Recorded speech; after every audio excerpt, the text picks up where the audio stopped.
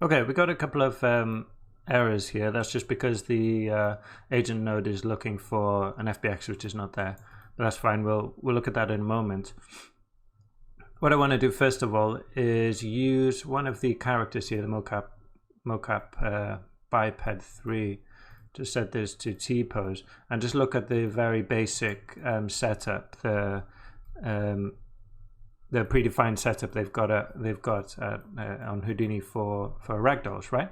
So I'm just going to put this in a T-pose, leave it in place animation. Doesn't really matter. We're not we don't care too much about the animation for this, right? So I'm just gonna do this as a test to look at the very bare bones of what you need for a ragdoll simulation. Okay, so just create another geometry here, same as before. Set up, grab an agent, FBX, and then just go and find, oops, not FBX, sorry, character rig, grab that mocap biped, just leave it all at default. And then, so the two nodes which set up everything that we need are the agent, configure, joints, and a collision layer. So I'm going to start with the collision layer. Okay, and then in here, the reason I'm doing it with this character is because we've got this preset in here, and there you can see the collision layers pop up. And then I can drop an agent, configure, joints, drop that in, turn that on, and the same here, we've got a preset for this guy, and there you see the cone twist constraints set up. And then if I just drop down a test simulation ragdoll, just connect that up, so there's literally 4 nodes, 4 SOP nodes, and we should have a working simulation. And there we go. Okay, I put that, yeah, it's on real time already. Right, so there you go, we've got the ragdoll simulation working. The reason I showed you that is it's just a good idea to, if you're having problems or you've got weird simulations or weird results from your simulation, it's good to look at this as a reference, okay, just for basic, you know, does my setup look similar to this, right?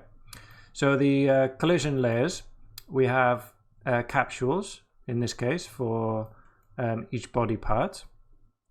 So you go around your rig and choose. You don't need to create a shape for every bone. So for example, here in our rig, I think we've got bones, you know, separate bones for the fingers. You know, that's not necessary. It's up to you how detailed you want to go, and also how much your computer can take. But this is fine, you know, for most simulations. One for the hand, one for the feet, one for the thighs and the lower legs, maybe 1 or 2 for the torso, right? You can use a capsule or a box, as you can see here, or a sphere, this one's stretched out, or custom. You can bring in your own geometry as a collision layer. So we're using these this geometry because that's how Bullet works, right? Bullet needs convex geometry to work well. It can work with concave geometry, but it's generally recommended not to do that. So it works well with these kind of very simple convex shapes. And the idea, just like when working with ABD, with fractures, you generate an approximation of your geometry, simulate that. It will run quickly. You can run iterations and cleanly, and then apply the animation to your geometry. So there we have the object. So without that, if we try and simulate it, I think we'd get something quite weird. You see it all kind of falls apart. So that's what it looks like when, you know, your constraints or your collision geometry is not set up properly. You get this weird stretching going on. Okay, so to hold those together, we build our constraints here, and we can visualize them. If I press W, it's easier to see.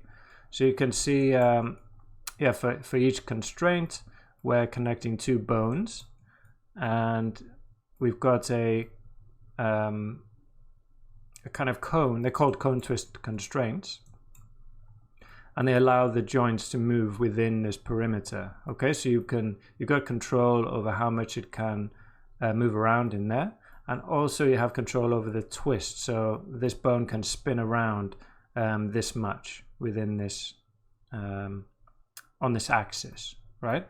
So that's perfect for setting up joints, right? Because for something like the elbow, you want it to only be able to rotate on one axis, and maybe not spin around at all. Like here, the hand or the wrist here will have a bit more and be able to spin a little bit as well. Okay, and so you can do it like this. You can also, if you notice here on the configure joints, you have create limits for collision layer. So what this does is takes in, if you have a few animation clips connected, it will use those. You just click on this and it does it all for you.